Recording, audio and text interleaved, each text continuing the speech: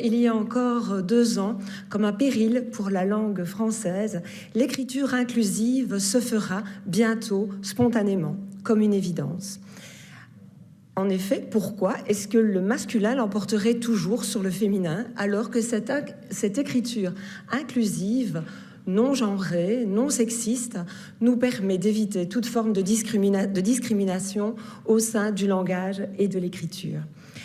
Alors aujourd'hui, toutes nos universités en Fédération Wallonie-Bruxelles ont décidé d'adopter l'écriture inclusive dans l'écriture de leur rapport et je m'en réjouis, c'est un très beau pas qui vient d'être franchi. Alors voici mes questions, Madame la Ministre.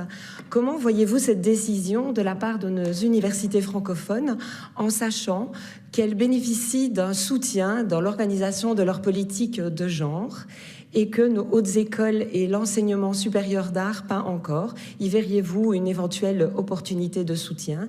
Et en parallèle, une commission spécifique liée aux questions de genre pourrait être menée au sein de l'ARES, une commission qui verrait tous les acteurs de terrain de l'enseignement supérieur.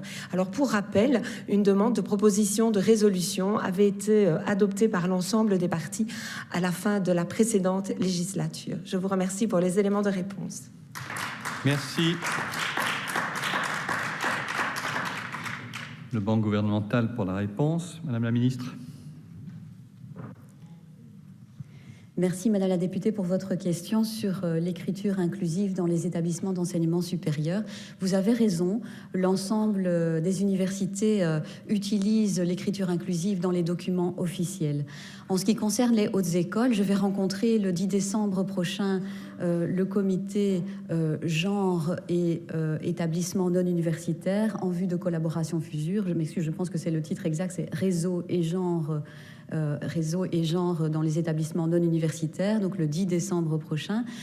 Par ailleurs, en ce qui concerne votre question sur la création d'un comité genre au sein de l'ARES, en effet, ça avait fait l'objet d'une résolution de ce Parlement.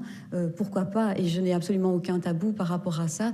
Je rappelle simplement qu'il existe déjà le comité Femmes et Sciences, et donc nous pourrions, par exemple, réfléchir à un possible élargissement de ces compétences pour réfléchir à cette question, mais comme vous le voyez, la réflexion est en cours. Je vous remercie.